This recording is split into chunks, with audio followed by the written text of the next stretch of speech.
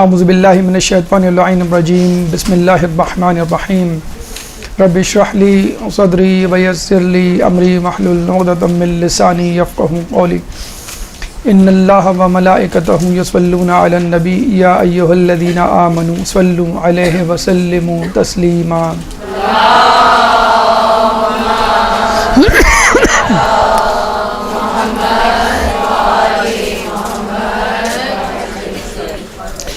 زیارت عراق کے حوالے سے ہماری گفتگو کا سلسلہ جاری ہے، اور اس ضمن میں نجف کے حوالے سے 3 نشستیں اپنے اختتام کو پہنچی، 2 نشستیں، اور آج اس کی تیسری نشست ہے، مجموعی طور پہ 5واں درس۔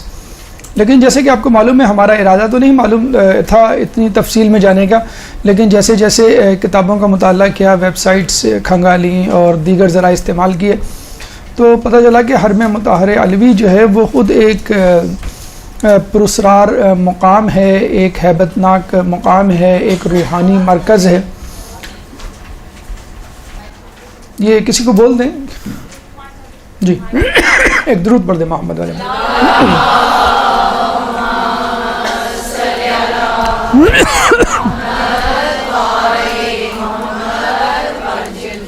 چنانچہ اس مقام کی تفصیل میں، گہرائی میں جتنا آپ جائیں گے اتنا آپ کو اندازہ ہوگا کہ نہ صرف مادی حوالے سے یہ قیمتی جگہ ہے، بلکہ روحانی حوالے سے بھی انسان کے لیے بے انتہا فائدہ مند جگہ ہے۔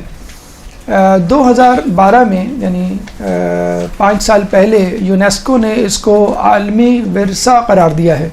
عالمی ورثے کا مطلب یہ ہوتا ہے کہ اگر کوئی چیز تاریخی، کوئی مقام تاریخی حوالے سے بہت زیادہ مشہور ہے اور وہاں پہ ایسے مقامات، ایسی چیزیں، ایسی جگہیں پائی جاتی ہیں کہ جو بہت زیادہ دلچسپی کا باعث ہیں لوگوں کے لیے، فقط دلچسپی کا، مذہبی حوالے سے نہیں، کسی بھی حوالے سے، تو یونیسکو والے اس کو ایک عالمی ورثہ قرار دیتے ہیں، وہاں کی حکومت سے پوری معاونت کرتے ہیں اور اس جگہ کو بچانے کے لیے کوئی دقیقہ فروغ گزاشت نہیں کرتے۔ تو وہ خود بھی کوآپریٹ کرتے ہیں اور وہاں کی گورنمنٹ سے بھی کہتے ہیں کہ آپ جو ہم سے مانگ سکتے ہیں مدد کے حوالے سے، لاجسٹک سپورٹ یا فائنینشیل یا کسی بھی حوالے سے، تو ہم اس کی معاونت کے لیے تیار ہیں۔ لیکن یہ جگہ ایسی ہے، اس قابل ہے کہ اس کو بچایا جائے، اس کو محفوظ رکھا جائے اور اس کو لوگوں کے لیے کھلے عام جو ہے وہ اوپن کیا جاتا ہے کہ لوگ یہاں پہ سیاحت کے لیے آئیں۔ ان کے لیے تو لفظ سیاحت استعمال ہوتا ہے کہ قابل دید جگہ ہے، انٹرسٹنگ جگہ ہے، دلچسپ جگہ ہے، لیکن ہمارے لیے تو ایک روحانی جگہ بھی ہے۔ تو 2012 میں اس کو عالمی ورثہ قرار دیا، اور اس کو بہت پہلے عالمی ورثہ قرار دیا جانا چاہیے تھا، لیکن چونکہ حالات و واقعات جس طرح عراق کے رہے ہیں، جس طرح مذہبی حوالے سے اہل تشیع کے رہے ہیں، جس طرح آپ نے دیکھا کہ مولا کی قبر کو چھپایا گیا اور کتنے عرصے بعد یہ منکشف ہوئی، دریافت ہوئی، تو یہ جو حالات کے نشیب و فراز ہیں، اس وجہ سے بھی کہ یہ وجہ بنی کہ نجف جو ہے وہ عام لوگوں کے دھیان سے صرف نظر ہوا یا اگنور ہوا۔ لیکن الحمدللہ اس وقت جو جوش و خروش و ولولہ وہاں پہ کام کرنے والوں کا پایا جاتا ہے، تعمیرات میں حصہ لینے والوں کا پایا جاتا ہے، خود زائرین کا پایا جاتا ہے، جو نجف کا حوزہ وہاں آباد ہوا ہے، اس نے نجف کی رونق کو 4 چاند لگا دیے ہیں۔ اچھا، یہ بات کہ یہ عالمی ورثہ قرار پایا گیا ہے، یہ فقط ایک مادی حوالے سے ہے کہ وہاں پہ جو تاریخی واقعات پہ در پہ رونما ہوئے، جس طرح وہ بادشاہان وقت اور حکمران وقت کی توجہ کا مرکز بنا، جس طرح وہ عوام کی توجہ کا مرکز بنا، لیکن مولا کا روحانی فیض جاری ہے۔ یعنی مولا اپنا کام دیکھا جائے اس دنیا سے پردہ فرمانے کے باوجود مسلسل جاری کیے ہوئے ہیں، اور وہ کام کیا ہے کہ حق کو آشکار کرنا، حق کو لوگوں تک پہنچانا۔ اس زمانے میں پہ در پہ اگر آپ واقعات، تاریخی واقعات کو کھنگالیں تو پہ در پہ کئی واقعات آپ کو ملیں گے مسلسل، جو وہاں پہ آنے والے لوگوں نے بتلائے ہیں، خود ان کے ساتھ رونما ہوئے ہیں، دوسروں کے ساتھ رونما ہوئے ہیں، خود مولا کے ماننے والوں نے جو ہے ان کو دیکھا ہے، خود جو غیر شیعہ افراد ہیں، غیر مذہب اہل بیت سے تعلق رکھنے افراد ہیں، وہ اس کے چشم دید گواہ بنے۔ تو اس میں ایک دلچسپ واقعہ ہم عرض کرتے چلیں کہ عالمی ورثہ تو ہے، لیکن ہم سمجھتے ہیں کہ یہ ایک مذہبی، ایک روحانی ورثہ بھی ہے۔ مثلاً حاکم بغداد ایک زمانے میں علاء الدین نامی شخص ہوا کرتا تھا، وہ اپنے بھائی شمس الدین اور اپنے بھتیجے ہارون کے ساتھ جو ہے ایک دفعہ زیارت کے لیے گیا، تو درمیان میں بحث چھڑ گئی شیعہ سنی مذہب پہ کہ کون حق پر ہے۔ اچھا، یہ بحث جو ابھی ہمارے ہاں گلی کوچوں میں جاری ہے، ٹی وی چینلز پہ جاری ہے چند، یہ اس زمانے سے چل رہی ہے جب سے رسول اللہ نے دنیا سے پردہ فرمایا، پھر مولا کے ساتھ جو کشمکشی ہوئیں، اس کے بعد ائمہ کے ساتھ جو مظالم روا رکھے گئے، تو مولا کی مرقد مطہر وہاں تھی، چنانچہ بحثوں کا، بحث و تمیز کا مرکز بھی وہی جگہ یعنی عراق اور نجف ہوا کرتی تھی۔ تو علاء الدین جو کہ بغداد کا حاکم تھا، اس کی بحث چھڑ گئی رستے میں زیارت پہ جاتے ہوئے اپنے بھتیجے ہارون کے ساتھ۔ اس نے جب بحث کسی نتیجے پہ نہیں پہنچی تو ہارون نے، جو کہ اس کا بھتیجا تھا اور مذہبی اہل بیت پر تھا، تو اس نے کہا ٹھیک ہے، ایسا کرتے ہیں کہ ہم مولا کی زری پہ جا رہے ہیں۔ اچھا، اس زمانے میں جو مولا کی زری سے متعلق جو فرمودات، مکتوبات، مخطوطات یا قطع یا رقع یا بعد چانے وقت کے یا قرآن یا جو کچھ بھی ہوا کرتا تھا ہدیہ، وہ وہیں موجود ہوتا تھا۔ اب تو انہوں نے زری کے نیچے گوڈاؤنز بنا دیے ہیں اور اس میں جو ہے ان نوادرات کو، ان قیمتی تاریخی دستاویزات کو یا مکتوبات کو یا قرآنی نسخوں کو رکھا ہے۔ لیکن اس زمانے میں زری ہوتی تھی اور زری کے ساتھ صندوق میں وہ تمام رقعے اور وہ مکتوبات رکھے ہوتے تھے۔ تو جو اس کا بھانجا تھا ہارون، وہ جو ہے قبر مبارک پہ پہنچا اور اس نے صندوق کھولا اور صندوق میں کہا کہ جو رقعہ میرے ہاتھ میں آئے گا، اس میں جو کچھ لکھا ہوگا بس وہی میرا مذہب ہوگا۔ تھا تو وہ یہ مذہب کا، لیکن اس نے کہا بس ٹھیک ہے، جو بھی مذہب اس میں اشارہ ہوگا میں اس کو جو ہوں اپنا لوں گا۔ تو اس نے جیسی جو ہے وہ رقعہ نکالا تو اس میں سورہ طٰہٰ کی آیت نمبر 92 اور 93 کا ٹکڑا کہ قال یا ہارون ما منعک اذ رأیتہم ضلوا، کہ اے ہارون تم کو کس چیز نے منع کیا تھا کہ جب تمہاری قوم گمراہی میں پڑ گئی تھی؟ اللہ تتبعان، کیا تم نے میری متابعت نہیں کی، اطاعت نہیں کی؟ فعصیت امری، کیا تم نے میری معصیت تو نہیں کی؟ تو جب ہارون نے یہ نکالا، اصل میں یہ آیت جو ہے موسیٰ علیہ السلام کے واقعے کی طرف اشارہ کرتی ہے۔ جب موسیٰ علیہ السلام کوہ طور سے واپس آئے تو انہوں نے دیکھا کہ ان کی قوم کے بیشتر افراد نے گوسالہ پرستی شروع کر دی ہے، تو انہوں نے ہارون کو جو ہے وہ سرزنش کی اور کہا کہ تم نے ان کو منع کیوں نہیں کیا؟ کیا خدا نخواستہ تم نے بھی تو ان کے ساتھ ان کی ہاں میں تو نہیں ملائی؟ کیا تم نے میری نافرمانی تو نہیں کی؟ تم اپنے مذہب پہ قائم تو رہے نا کہ نہیں؟ یعنی تم جس مذہب پہ ہو وہ حق مذہب ہے، تم کسی اور کے کہنے پہ اس کے مذہب کی اطاعت نہ شروع کر دینا۔ تو ہارون اس کا بھتیجا تھا، وہ پہلے سے ہی مذہب حق پہ تھا، لیکن اس نے کہا چلے ٹھیک ہے، کوئی بات نہیں، میں فار دا ٹائمنگ نیوٹرل ہو کے یہ دیکھتا ہوں کہ استخارہ کیا آتا ہے، یہ اللہ کی طرف سے جو ہے وہ حکم کیا ملتا ہے۔ تو جب اس نے یہ نقطہ نکالا، یہ جو ہے وہ پرچہ نکالا، تو اس پہ یہ آیت لکھی ہوئی تھی، تو فوراً اس کا جو چچا تھا جو حاکم بغداد تھا علاء الدین، وہ اسی وقت شیعہ ہو گیا۔ اللہم صلی علی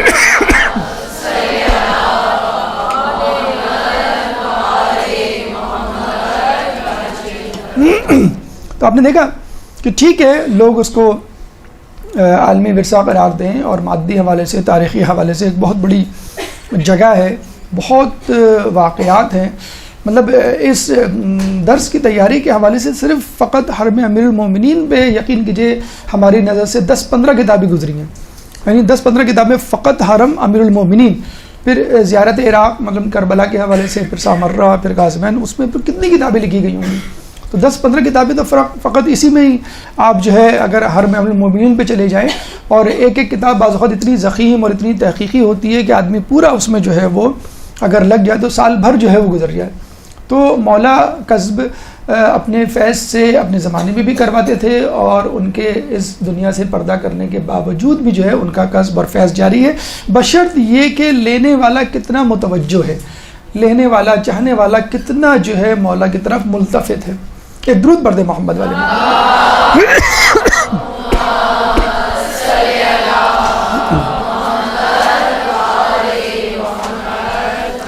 دیکھیں اس سے پہلے جو ہم نے گفتگو کی تھی، اور گفتگو میں ہم نے آپ کو بتلایا تھا کہ آپ کو جو ہے وہ حرم مطہر کا یہ نقشہ اپنے ذہن میں رکھنا ہے۔ کم و بیش 15 مقامات آپ کے سامنے ہیں، 7 مقامات ہم نے ڈسکس کر لیے تھے، غالباً 8ویں مقام سے آج ہم نے اپنا سفر شروع کرنا ہے۔ تو پہلا جو مقام تھا وہ تھا انٹری، جو باب امام علی رضا یا باب کبیر کہلاتا ہے، اور یہ جو ہے مشرق کی طرف کا دروازہ ہے، اور یہاں پہ جب داخل ہوں گے آپ تو سیدھے ہاتھ پہ ایک چھوٹا سا دروازہ ہے باب مسلم بن عقیل، اس کے بارے میں بھی ہماری گفتگو ہو چکی تھی۔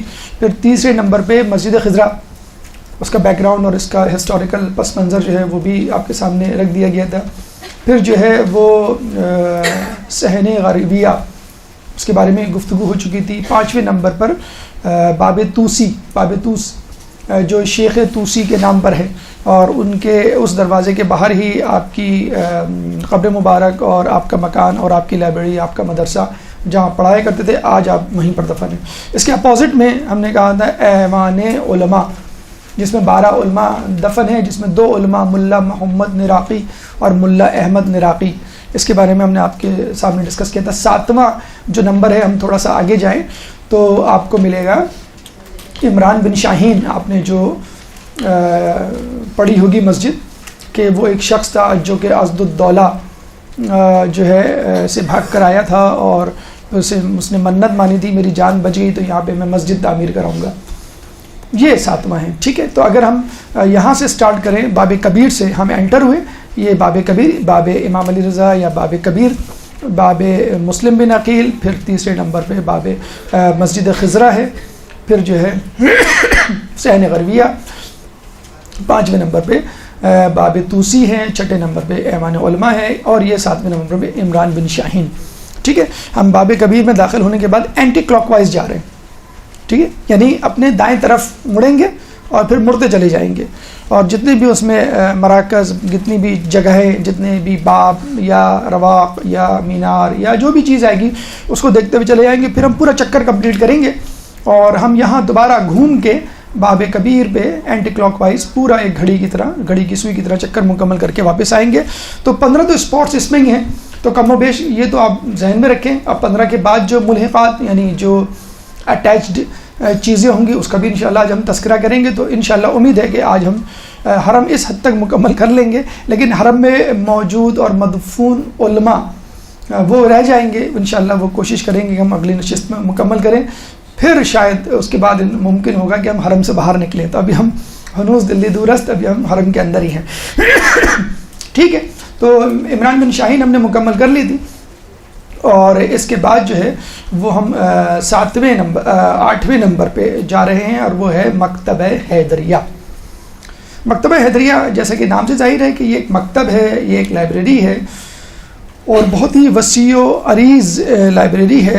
اس کے بارے میں کہا جاتا ہے کہ ہزاروں نہیں لاکھوں کتابیں اور مکتوبات، مسودات، مخطوطات اس میں موجود ہیں، یعنی کتابیں تو الگ موجود ہیں، کتابوں کے ساتھ ساتھ جو خطوط لکھے گئے تھے، مثلا کسی بادشاہ نے لکھے تھے، کسی والی کے حوالے سے، مولا کی زری کی تزئین و تعمیر و آرائش کے حوالے سے، یا کسی مذہبی شخصیت، مثلا علماء دین کا کوئی خط امپورٹنٹ کسی کے لیے لکھا گیا، تو یہاں پر آپ کو اس مکتبہ حیدریہ میں مل جائے گا، جس کو باقاعدہ ایک لائبریری کی شکل دے دی گئی ہے۔ اور جب آپ جائیں گے انشاءاللہ، یہ ہے دیکھیں مکتبہ حیدریہ، یہ جو 2 ایوان نظر آ رہے ہیں جس پہ بلیک بینر اور ریڈ سے جو کچھ لکھا ہوا ہے، یہ ہے مکتبہ حیدریہ۔ بیسیکلی اب یہ لائبریری بن چکا ہے، یعنی صحن سے متصل ہے، آپ جائیں گے، انٹر ہوں گے تو اندر آپ کو لائبریری، آپ کو معلوم بھی نہیں ہوگا کہ میں کہاں آ گیا، میں کہاں آ گیا۔ یہ دیکھیں، یہ ہے ان سائڈ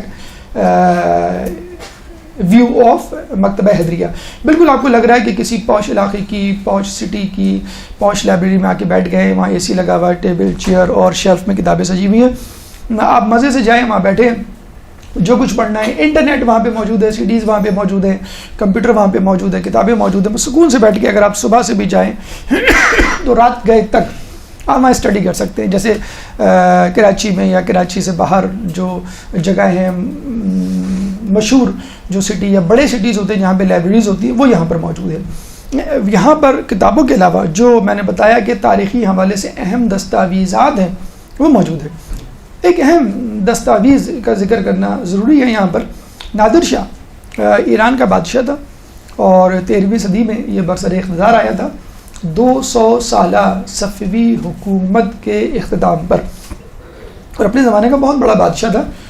اس کو نپولین بوناپارٹ یعنی مسلمانوں کا نپولین بوناپارٹ کہا جاتا ہے، اور کچھ لوگ اس کو سکندر ثانی کہتے ہیں. بہت ہی جنگجو دلیر اور بہادر آدمی تھا. تو صفوی حکومت کے بعد اس نے ایران کی حکومت سنبھالی اور ایران کے بعد عراق آیا. پھر فتوحات کرتے کرتے کرتے یہ چلا گیا انڈیا، وہاں پہ فتوحات کی، اور پھر وہاں سے جب یہ واپس آیا عراق تو یہاں جب اس نے یہ حالات دیکھے اور لوگوں کا جو جوش اور ولولہ محبت دیکھی مولا سے، تو اس نے جو ہے یہ فیصلہ کیا کہ اس کو خوب سے خوب تر بنایا جائے. ویسے تو شاہ صفوی کے زمانے میں تزئین و آرائش شروع ہو گئی تھی، لیکن اس کے زمانے میں سونے کی اینٹیں لگوائی گئیں. لیکن اس سے بھی جو بڑا کارنامہ ہے نادر شاہ کا وہ یہ کہ اس نے مذہب تشیع سے بہرحال یہ سرفراز تو تھا، معمور تو تھا اس کے نظریات سے. وہاں پہ اس نے جو کہ سلطنت عثمانیہ کے تسلط میں تھا پہلے اس زمانے میں عراق، تو اس نے وہاں اعلان کروایا کہ سلطنت عثمانیہ کو، ان کے حکمرانوں کو، کہ تم لوگ بھی شیعہ مذہب اختیار کر لو. انہوں نے کہا مذہب تو دور کی بات، ہم ان لوگوں کو واجب القتل سمجھتے ہیں، یہ ہمارے نزدیک واجب القتل ہیں، یہ منحرف لوگ ہیں، کافر ہیں. تو وہ بڑا پریشان ہوا کہ یہ کیا، یہاں تو بالکل ہی الٹی گنگا اور عجیب معاملات ہیں. تو اس نے غصے میں آگے پورے عراق کا محاصرہ کر لیا، اور 40 دن تک مختلف شہروں کا محاصرہ کرنے کے بعد عثمانی حکومت نے گھٹنے ٹیک دیے اور یہ کہا کہ ٹھیک ہے آپ جو چاہتے ہیں ہمیں بتلائیں، ہم کن شرائط پر آپ سے مصالحت کریں. اس نے کہا کہ جو کم از کم مصالحت ہے وہ یہ ہے، زیادہ سے زیادہ تو یہ ہے کہ تم لوگ سب شیعہ ہو جاؤ، اگر ٹھیک ہے میں تم کو زبردستی شیعہ کر کے کیا کروں گا، کم سے کم مصالحت یہ ہے کہ تم مذہب جعفریہ یا فقہ جعفریہ کو 5واں فقہ تسلیم کر لو. یعنی آپ کے پاس 4 فقہ موجود ہیں اہل سنت میں، مثلا مالکی ہے، حنبلی ہے، شافعی ہے، حنفی ہے، 5 فقہ ہے نا، فقہ حنفی، فقہ شافعی، فقہ مالکی، فقہ حنبلی. اس نے کہا کہ تم لوگ فقہ جعفری کو 5واں فقہ تسلیم کر لو، جس طرح 4 فقہ ہیں. اگر ایک فقہ ہوتا تو ٹھیک ہے تم لوگ کہہ سکتے تھے کہ بھئی کوئی دوسرے فقہ کی گنجائش ہی نہیں ہے. تو جب 4 فقہ موجود ہیں تو 5واں فقہ بھی اسلامی کا ایک فقہ ہے، اور اس میں میں زبردستی نہیں کروں گا. تم لوگ ایسا کرو، بیٹھ کے مناظرہ، مذاکرہ، مباحثہ جو بھی کرنا ہے وہ کر لو. تو اس نے جو ہے ایران سے شیعہ علماء کو بلوایا اور سلطنت عثمانیہ کو کہا کہ آپ اپنے سنی علماء بھیجیں. تو دونوں علماء کا اس نے کئی دنوں تک مذاکرہ کروایا، مباحثہ کروایا، مناظرہ کروایا، اور پھر وہ اس نتیجے پہ پہنچے کہ ٹھیک ہے ہم سمجھتے ہیں کہ ہمارے 4 جو فقہ ہیں ان میں ایک 5ویں فقہ کا اضافہ ہو سکتا ہے، اور اس کے عقائد کوئی ایسے نہیں ہیں کہ جو اسلام سے بالکل متضاد ہوں یا غلط ہوں جیسا کہ ہم سمجھ رہے تھے. عمومی طور پر انہوں نے تو شروع میں یہی تاثر دیا، جس طرح آج کل بھی جو ہے وہ ایک الزام لگا دیا جاتا ہے منحرف ہیں، غلو کرتے ہیں یا کافر ہیں وغیرہ وغیرہ. جب انہوں نے ڈسکس کیا اور مطالعہ کیا تو اس نتیجے پہ پہنچے کہ it could be one of the فقہ، ٹھیک ہے 5واں فقہ. تو اس نے باقاعدہ تحریر لکھی، سنی اور شیعہ علماء بیٹھے اور باقاعدہ تحریر لکھ کے اس بات کو انڈورس کیا، ان کی تصدیق کروائی، ان کا سگنیچر کروائے کہ ٹھیک ہے فقہ جعفریہ بھی ہمارا اسلام کا ایک 5واں فقہ ہوگا. اور باقاعدہ طور پہ وہ تحریر لکھی گئی. وہ تحریر آج بھی اس لائبریری جس کا ہم نے تذکرہ کیا ہے حیدریہ لائبریری میں موجود ہے. تو یہ نادر شاہ کی ایک بہت بڑی کاوش ہے، اور ان لوگوں کی آنکھیں کھول دینے کے لیے کافی ہے کہ جو لوگ یہ کہتے ہیں کہ شیعہ فرقہ جو ہے منحرفین کا فرقہ ہے یا جو ہے وہ ضد اسلام عقائد کا حامل ہے، تو وہ یہ اگر رقعہ پڑھ لے تو اس میں بہت چیزیں سمجھ میں آ جائیں گی. جیسے ہم نے آپ کو بتایا کہ یہ کتابوں سے بھرپور لائبریری ہے. کچھ لوگوں نے اس لائبریری کی ترقی اور ترویج کے لیے اپنی ذاتی لائبریری ہبہ کر دی. جیسے ہم آج کل کرتے ہیں، آپ کو کہیں شفٹ ہونا ہے، آپ نے اپنے گھر کی کتابیں جو ہیں کسی مدرسے میں دے دی، مسجد مدرسہ. تو کچھ لوگوں کی ذاتی لائبریریاں جو ہیں اس لائبریری کا حصہ ہیں. تو یہ ایک بہت ہیوج قسم کی لائبریری، یوں سمجھ لیجیے ٹاپ 3 ٹاپ 5 لائبریریز میں اس کا نجف میں شمار ہوتا ہے. یہاں پہ ایک تذکرہ ضرور ہم کریں گے بی بی سی کے ایک آرٹیکل کا، 25 دسمبر کو وہ چھپا ہے. آپ چاہیں تو bbc.com/مہاپارا صفدر جنہوں نے لکھا ہے اس کے حوالے سے. بہت افسوس کے ساتھ کہنا پڑتا ہے B B C, CNN، Fox اور دیگر جو چینلز ہیں وہ کوئی دقیقہ فروگزاشت نہیں کرتے مسلمانوں کے خلاف زہر اگلنے کے لیے، اور ان کو جو بھی نقطہ مل جائے یا کوئی صلہ مل جائے تنقید کا یا ہنسنے ہنسانے کا، وہ اس کو چھوڑتے نہیں ہیں. ان کی حد تک تو ہمیں بات سمجھ میں آتی ہے، لیکن یہ جو مسلمان مبصرین ہیں یا مسلمان صحافی جو بی بی سی اور CNN اور دیگر جگہوں پہ انہوں نے ہائر کیے ہوئے، ان کی چال ڈھال، ان کا طریقہ، ان کا تبصرہ، ان کے افکار سن کے ہمیں بہت افسوس ہوتا ہے. مہاپارا صفدر نے ایک انٹرنیشنل کاروان کو جوائن کیا اور وہ نجف آئیں، تو انہوں نے پورا آرٹیکل لکھا ہے، آپ آرٹیکل بھی جا کے پڑھ لیے گا، اس وقت موجود ہے وہ. انہوں نے یہ کہا کہ میں نے باب العلم کے شہر میں، یعنی مولا علی کے شہر نجف میں کوئی لائبریری نہیں دیکھی. اتنی افسوس کی بات ہے. باقاعدہ کلیم کیا، یعنی وہ ہنسانا چاہ رہی تھی مسلمانوں کو، تضحیک اسپیشلی تشیع، اہل تشیع پہ ایک طنز کرنا چاہ رہی تھی کہ یہ بڑا بنتے ہیں علم والے اور باب العلم کو اپنا کہنے والے، مدینہ کے شہر کے باب کو اپنا کہنے والے، لیکن جس جگہ مولا علی دفن ہے کم از کم وہاں لائبریری ہونی چاہیے، تو وہاں لائبریری نہیں ہے. تو یہ مہاپارا صفدر جو ہے یہ کہتے ہوئے حرم سے نکلی، اور اس کے علاوہ بھی بہت زیادہ انہوں نے طنز کیے کہ میرا پردہ ان کو پسند نہیں آیا، میرا اسکارف ان کو صحیح نہیں لگا، تو اسکارف اتار کے مجھے جو ہے ایک باقاعدہ جبہ پہنایا گیا، پوری چادر پہنائی گئی، اور بھی بہت سارے انہوں نے اعتراضات کیے. تو پورے نجف میں مہاپارا صفدر کو لائبریری نظر نہیں آئی. بڑے افسوس کے ساتھ کہنا پڑتا ہے، اگر وہ مکتبہ حیدریہ ہی، حرم سے باہر جانے کی ضرورت ہی نہیں تھی آپ کو. دیکھیں نجف کے بارے میں برملا کہا جاتا ہے، غور سے سنیے گا. نجف میں کوئی سڑک ایسی نہیں کہ جہاں پہ کوئی لائبریری یا کوئی کتابوں کی دکان نہ ہو ہی نہیں سکتا.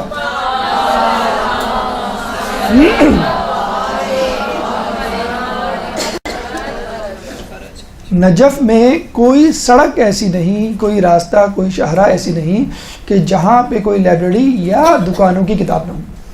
تو وہاں پہ آپ ایسا شخص جو خود تعلیمی یا علمی حوالے سے کوئی سوجھ بوجھ رکھتا ہو، تعلیمی یافتہ ہو، وہ ایسی بات کہے تو بہت افسوس ہوتا ہے. دیکھیے گوروں کی نوکری کریں، ہمیں کوئی اعتراض نہیں، مجبوراً کرنی پڑ جاتی، لیکن گوروں کی غلامی نہ کریں. خدا را چند ہزار پاؤنڈ یا چند ہزار ڈالرز کے عوض اپنے ایمان کو نہ بیچیں. یہ نہ ہو کہ جو آرٹیکل یا جو کوششیں آپ مسلمانوں پہ ہنسنے کے لیے آج کر رہی ہیں، یہی کوششیں قیامت میں الٹی ہو جائیں اور لوگ اس وقت آپ پر ہنسیں. تو ہم اپنی آواز بی بی سی اور ان کی مبصرہ مہاپارا صفدر کو پہنچانا چاہتے ہیں. اگر وہ سن رہی ہیں تو آئندہ اس طرح کے غیر ذمہ دارانہ بیانات اور کالم یا آرٹیکل سے پرہیز کریں، اور لکھنے سے پہلے تحقیق کر لیں. ایک درود پڑھ دیں محمد علیہ.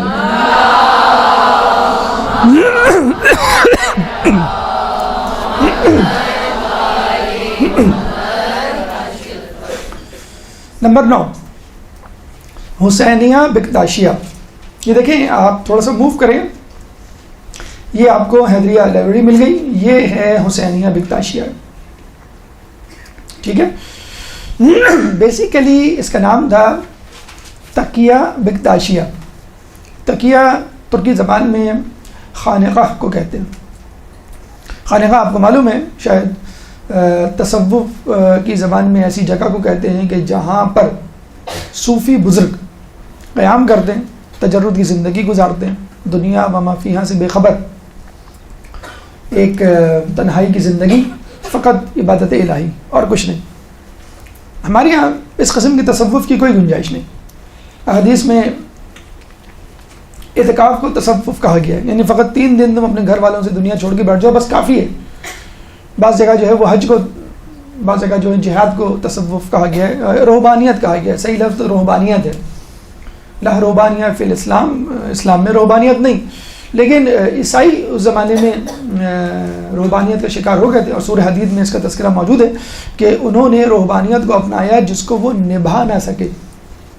انہوں نے اس کو اڈاپٹ کیا کہ ہم اللہ مغفرت چاہتے ہیں، توبہ کرنا چاہتے ہیں، وہ جو کہ ہم نے عیسیٰ علیہ السلام کے ساتھ روا رکھا بس ٹھیک ہے، ہم اس کے بدلے میں تلافی کرنا چاہتے ہیں، توبہ کرنا چاہتے ہیں، تلافی کے لیے ہم دنیا چھوڑنا چاہتے ہیں.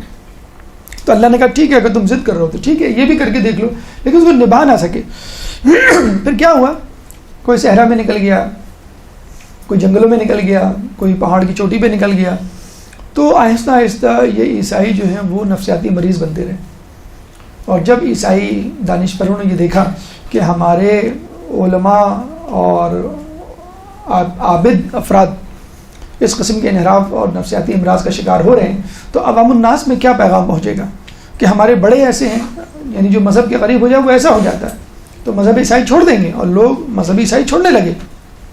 انہوں نے پھر یہ کہا کہ ایک ایسی جگہ بنا دو جس میں ایک کمبائنڈ اسٹڈی کی طرح کمبائنڈ عبادت ہو جائے، کم از کم ایک دوسرے کا حال احوال لوگ پوچھ سکیں اور نفسیاتی بیماری سے چھٹکارا مل سکے. انہوں نے خانقاہیں بنائیں. تو مسلمانوں میں بھی ایک فرقہ، جب یہ جنگیں ہو رہی تھیں مولا علی کی اور دیگر لوگوں کے، تو آپ نے نام سنے ہوں گے بہت سارے اولیاء اللہ کے، سفیان ثوری ہے، حسن بصری ہے. انہوں نے باقاعدہ تصوف کی بنیاد رکھی اور اس سلسلے کو آگے بڑھایا. اور پھر اس میں ایسی ایسی خرافات انحرافات وجود میں آئے کہ الامان والحفیظ کہ لوگ جو ہے وہ اپنے کان پکڑنے لگے کہ اسلام ایسا ہے تو پھر ہمیں ایسا اسلام نہیں چاہیے. تو تقیہ بکتاشیہ شیعوں میں ایک ایسا منحرف گروہ تھا کہ جو اس تصوف کا گرویدہ ہو گیا. یعنی اس کا تصوف یوں سمجھ لیجئے مسلمانوں کے تصوف سے بھی آگے بڑھ گیا تھا. اور کس سے جا کے مل گیا تھا؟ عیسائیوں کی روحانیت سے. تو جس طرح عیسائی 3 خدا پہ یقین رکھتے ہیں، یعنی اللہ پہ یقین اور جبرائیل پہ یقین اور عیسیٰ علیہ السلام پہ یقین، خدا مانتے ہیں کہ یہ 3 خدا ہیں ہمارے، عقیدہ تثلیث جسے کہتے ہیں، ٹرینیٹری. تو انہوں نے کہا کہ یہ جو ہے 3 خدا ہیں عیسائیوں کے، تو ہمارے بھی 3 خدا ہوں گے. تو انہوں نے یہ کہا، یہ دیکھیں یہ جو مینار ہے اس کا لوکیٹ کرنے کا طریقہ یہ ہے کہ یہ ایوان الذہب ہے، ٹھیک ہے، یہ 2 گولڈن مینار ہیں. اس مینار کے بالکل سیدھا آپ چلتے چلے جائیں، بالکل اس کے پیچھے ہی آپ کو مل جائے گا تقیہ بکتاشیہ یا حسینیہ بکتاشیہ. تو انہوں نے کہا کہ جس طرح عیسائیوں کے ہاں ہے کہ 3 خدا ہیں، تو پھر ہمارے یہاں بھی 3 خدا ہیں. ٹھیک ہے، ہمارے 3 خدا کون ہیں؟ اللہ بائی اٹ سیلف، ہم سیلف اور محمد اور علی. غالباً انہوں نے اس حدیث کو ایگزیجریٹ کر دیا. کون سی حدیث کو؟ کہ خدا کو کسی نے نہیں پہچانا سوائے میرے اور علی کے، اور مجھے کسی نے نہیں پہچانا سوائے خدا کے اور علی کے، اور علی کو کسی نے نہیں پہچانا سوائے میرے اور خدا کے. انہوں نے کہا کہ بس جو چیز سمجھ میں نہیں آئے وہ خدا ہے. تو انہوں نے جو ہے وہ 1+1+1 3 خدا بنا ڈالے. اور جو ہے آپ کو معلوم ہے ایسے لوگوں کی ابھی بھی کمی نہیں ہے، بے وقوفوں کی کمی نہیں غالب، ایک ڈھونڈو ہزار ملتے ہیں، کہ جو دین میں غلو کرتے ہیں اور اپنے آپ کو بہت زیادہ علی کا ماننے والا کہتے ہیں، اتنا ماننے والا کہتے ہیں کہ علی کی ذات کو خدا سے ملا دیتے ہیں.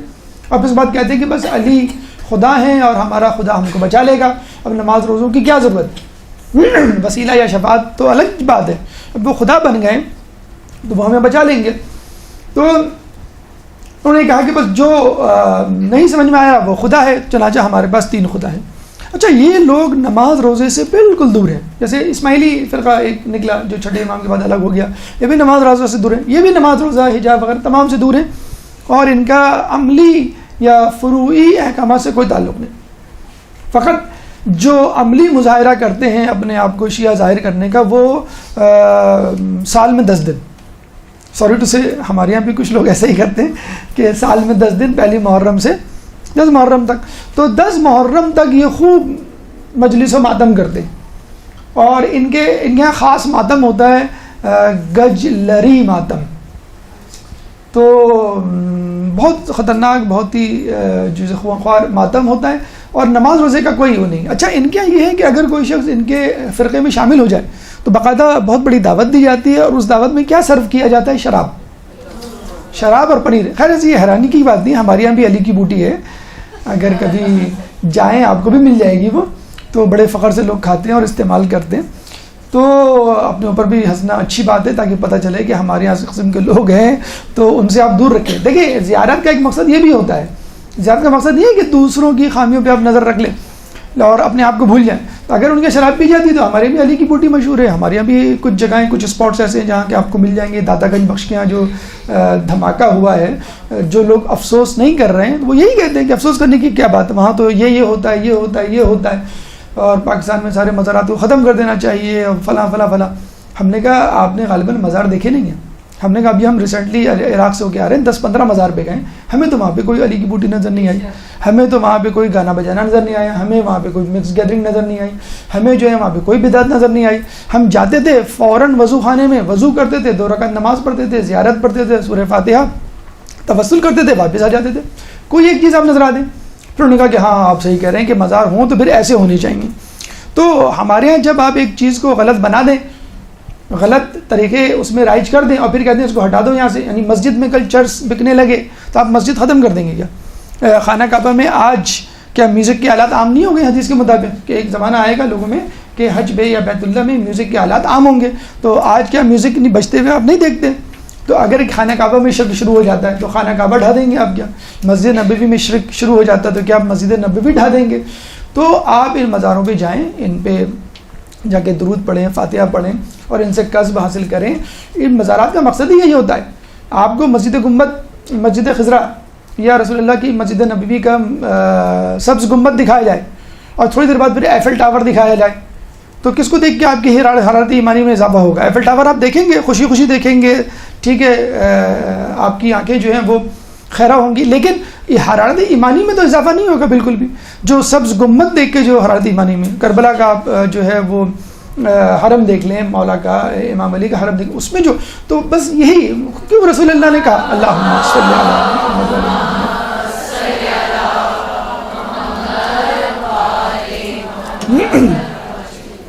رسول اللہ نے کیوں کہا کہ جو حج پر آئے اور میرے حرم میں نہ آئے، میری مسجد میں نہ آئے، میری زیارت کے لیے آئے، اس نے مجھ پہ ظلم کیا. اسی لیے تو کہا ہے کہ میری بھی زیارت کرو، اگر بیت اللہ کی زیارت کر رہی ہو، اور میرے ساتھ ساتھ ان لوگوں کی بھی زیارت کرو جنہوں نے میری اتباع کی. تو ان کی زیارت کا مقصد یہی ہوتا ہے کہ ہم جو ہے وہ اپنے حرارت ایمانی میں اضافہ کریں. توسل، شفاعت، وسیلہ یہ ایک الگ بحث ہے، اس پہ بھی ہم گفتگو کر سکتے ہیں، لیکن جو منیمم اپروچ یا منیمم ٹارگٹ ہو سکتا ہے شیعہ، غیر شیعہ یا مسلمان اور غیر مسلمان، وہ کم از کم ایک روحانی فکر حاصل کر سکتا ہے کہ جو غیر مسلم ہیں انہوں نے بھی دیکھا. ایک غیر مسلم کہتا ہے کہ جب میں نے سنہرا گنبد دیکھا مولا علی کا تو مجھ میں ایک ہیبت داری ہو گئی، اور جب میں اندر گیا اور مجھے بتایا گیا کہ ان کے کیا فضائل ہیں تو میرے دل میں علی کی محبت جاگزی ہو گئی. یہ طریقہ ہوتا ہے کہ جو ہم دیکھتے ہیں کہ جو نہ ماننے والے بھی ہیں، غیر مسلم ہیں، ان کے دل میں حرارت ایمانی پیدا ہو جاتی ہے. انگریز خاتون کہتی ہیں آپ کیسے مسلمانوں میں؟ کہہ لیں گے ایک دفعہ میں سیاحت کے لیے ایران گئی، بی بی معصومہ قم کے حرم میں، وہاں جا کر مجھے ایک عجیب سا لطف آیا اور بس میں شیعہ ہو گئی. تو یہ ایک روحانیت ہے ان مزاروں پہ، ان مقدس مقامات پہ جو آپ کسب کریں، اور اگر آپ ان کو خرافات کا مرکز بنا دیں گے تو ظاہر سی بات ہے کہ انسان جو ہے وہ کچھ حاصل کرنے کی بجائے وہ کچھ کھوئے گا. شہد میں اگر آپ زہر ملا کے ایک قطرہ پئیں اور یہ کہیں کہ مجھے کچھ فائدہ ہوگا تو فائدہ تو نہیں ہوگا. بہرحال اب آ جائیں 10 نمبر پہ، ہم تھوڑا سا آگے بڑھتے ہیں. یہاں پر ہم نے تکیہ بکتاشیہ، اچھا تکیہ بکتاشیہ کے حوالے سے ہم یہ کہتے ہیں، ایک تو ظاہر بات ہے یہ اسپاٹ غلط، نام غلط تھا تکیہ خانقاہ، ہم خانقاہوں پہ بلیو نہیں کرتے. ہمارے یہاں جو منیمم میتھڈ ہے تصوف کا وہ ہے عرفان. اس میں بھی اختلاف ہے لوگوں کو، کچھ علماء کو کہ بھائی عرفان ہونا بھی چاہیے کہ نہیں ہونا چاہیے. بہت سے لوگ کہتے ہیں اگر اخلاقیات پہ آپ نے عمل کر لیا وہ آپ نے عرفان پہ بھی عمل کر لیا، یا کم از کم اخلاق پر عمل کیے بغیر آپ عرفان کی حدود میں داخل نہیں ہو سکتے. ہم نے آپ کو بتایا تھا عطیہ اللہ بہجت کے پاس ایک شخص آیا، کہنے لگا میں عرفان سیکھنا چاہتا ہوں. تو آپ نے کیا کہا کہ تم معراج السعادہ پڑھ کے آؤ، اخلاقیات کی کتاب پڑھ کے آؤ، عرفانیات کی کتاب نہیں پڑھ کر آؤ، اخلاقیات کی کتاب پڑھ کر آؤ، اس پہ عمل کر کے آؤ. تو وہ 1 سال بعد اس کتاب کو پڑھ کے اس پہ عمل کر کے آیا، پھر اس کو عرفان سکھایا گیا. تو اخلاق سیکھے بغیر عرفان نہیں سیکھ سکتے. اور تصوف کی تو کوئی گنجائش ہی نہیں ہے، جو ایک خرافات پہ مبنی جو ہے وہ ایک مذہب ہے، اور خود غیر شیعہ افراد میں بھی بہت زیادہ محبوب نہیں ہے. ٹھیک. تو تکیہ بکتاشیہ کو حسینیہ بکتاشیہ میں تبدیل کر دیا گیا، اور حسینیہ لفظ اس جگہ کے لیے استعمال ہوتا ہے جس جگہ کے لیے ہم امام بارگاہ کا لفظ استعمال کرتے ہیں۔ حسینیہ یعنی جہاں پر مجلسیں پڑھی جاتی ہیں، جہاں پہ عزاداری ہوتی ہے، جہاں پہ ماتم اور محافل منعقد ہوتی ہیں، تو حسینیہ بکتاشیہ۔ یہاں بھی ایک سوال یہ اٹھتا ہے کہ اگر یہ منحرف گروہ تھا تو اس کو انٹری کیسے ملی مولا کے حرم میں، اور اس نے یہ ایک مقام کیسے بنا لیا، اور پھر وہ مقام اب تک کسی نہ کسی صورت میں موجود ہے؟ اصل میں اس زمانے میں عثمانی سلطنت کو ضرورت تھی لڑنے والوں کی، جیسے ہماری حکومت کو بھی لڑنے والوں کی ضرورت ہوتی ہے، ان کا جو ہے پشت پناہی کی جاتی ہے، جیسے ہمارے یہاں عدالتیں ختم کر دی گئی ہیں، ملٹری کورٹس جو ہے مقدمات آہستہ آہستہ ختم ہو رہے ہیں، اور اسی حوالے سے آپ دیکھ رہے ہیں ہمارے یہاں بم بلاسٹ جو ہے دوبارہ آہستہ آہستہ شروع ہو گئے، اور آپ کو پہلے بتلایا بھی تھا کہ جو جتنا بھی ISIS کا کوڑا تھا وہ جو ہے سیریا سے اب ساؤتھ وزیرستان آ کے منتقل ہو گیا۔ تو یہ کیسے اتنے اوپر آ گئے کہ حرم میں داخل ہو گئے؟ تو ان کی باقاعدہ ملٹری گروپس تھے ان کے لڑنے والے، تو عثمانی سلطنت کو جب لوگوں کی ضرورت پڑتی تھی کمک کی تو وہ ان سے درخواست کرتے، اور یہ اپنے لوگوں کو بھیجتے تھے جو عثمانی سلطنت کے ساتھ جا کے مختلف جگہوں پہ لڑتے تھے۔ جیسے خود ایسٹ انڈیا کمپنی نے جب یہاں پر آئی تو مسلمانوں کی بھرتیاں کی انگلینڈ نے اپنی فوج میں، اور جو لوگ ان کے لیے لڑے ان کو بڑے بڑے انعامات سے نوازا گیا، تو وہ لڑتے تھے ان کے لیے، تو ان کا ایک خاص مقام بن گیا تھا۔ تو باقاعدہ یہ جو تکیہ بکتاشیہ حاجی بکتاش بیسیکلی ایک شخص تھا جس نے یہ اس فرقے کی بنیاد رکھی تھی، تو لوگوں میں ایک ان کا گروہ اور ہیبت پھیلتی چلی گئی، اور ان کو حکومتی سطح پر جو ہے مراعات دینی لوگوں نے شروع کر دی، پھر وہ یہاں کر آباد ہو گئے۔ سلطان یہ جو آپ کا ترکی کا تھا کمال اتا ترک، 1925 میں اس نے باقاعدہ ہر قسم کے تصوف پہ پابندی لگائی، جس میں یہ تکیہ بکتاشیہ یا بکتاشیہ فرقہ بھی شامل تھا۔ مکمل طور پہ یہ وہاں پہ ختم ہو چکا ہے، لیکن کسی نہ کسی صورت میں یہ موجود ہے۔ البانیہ کہتے ہیں کہ وہ ملک ہے جہاں ابھی بھی چند غاروں میں یہ فرقہ وہاں پہ پایا جاتا ہے، لیکن ترکی میں اوور آل جو ہے بکتاشیہ نام کا جو ہے وہ فرقہ اب ختم ہو چکا ہے۔ 10ویں نمبر پہ تکیہ بکتاشیہ حسینیہ بکتاشیہ سے ہم جو ہے رخ کر کے آگے کی طرف چلتے ہیں، اینٹی کلاک وائز ہم چل رہے ہیں، اور یہ ہے رواق۔ رواق کہتے ہیں دالان کو یا سائبان کو یا چھجا جسے ہم کہتے ہیں۔ جب آپ گھر میں انٹر ہوتے ہیں تو آپ نے دیکھا ہوگا گاڑی کھڑا کرنے کے لیے لوگ چھجا بنا دیتے ہیں، تو ایک سایہ دار جگہ ہوتی ہے۔ اس طرح مسجدوں میں یا بڑی جگہوں پہ جانے کے لیے صحن سے پہلے ایک سایہ دار جگہ ہوتی ہے، حرم بیت اللہ میں بھی جائیں تو وہاں پہ بھی آپ کو ملے گی، تو اس کو ہم کہتے ہیں دالان یا رواق۔ تو رواق ابو طالب یہ آپ کو 10ویں نمبر پہ یہاں ملے گا۔ اگر آپ غور کریں تو یہ ایگزیکٹلی اپوزٹ ہے باب کبیر کے، جو پہلا باب جس میں ہم انٹر ہوئے تھے اور اینٹی کلاک وائز ہم نے موو کیا تھا، اور موو کرتے کرتے کرتے یوں سمجھ لیے ہم نے نصف حرم طے کر لیا۔ جب ہم رواق ابو طالب پہ پہنچے تو یہ نصف حرم ہو گیا، اس کے بالکل اپوزٹ آ جائیں دیکھیں یہ باب کبیر ہے، سو یہ آدھا حرم آپ کا ہو گیا۔ تو رواق ابو طالب جو ہے وہ یہ دیکھیں یہ باب الزہب ہے، یہ 2 مینار ہیں، اور یہ جو گیٹ تھا جس کو ہم چھوڑ کے آئے تھے باب کبیر تھا۔ باب کبیر سے ہم نے موو کیا تھا خزرہ کی طرف، باب توسی کی طرف، اور ابھی جو ہم آئے تھے تکیہ بکتاشیہ پہ یہ جو گیٹ ہے یہ ہے آپ کا رواق ابو طالب، بالکل ایگزیکٹلی اپوزٹ ٹو ایوان طلا یا ایوان الذہب، بالکل اپوزٹ میں آپ کو مل جائے گا۔ یہ اب جو ہے باقاعدہ مسجد کی شکل میں اس کو ٹرانسفارم کر دیا گیا ہے، اور یہاں پر 2000 سے زیادہ نمازیوں کی نماز پڑھنے کی گنجائش ہے۔ اگر انشاءاللہ کبھی آپ کا ماہ رمضان میں یہاں جانا ہو تو تلاوت قرآن کی آواز سے پورا جو ہے وہ رواق یا پوری مسجد جو ہے وہ گونج رہی ہوتی ہے۔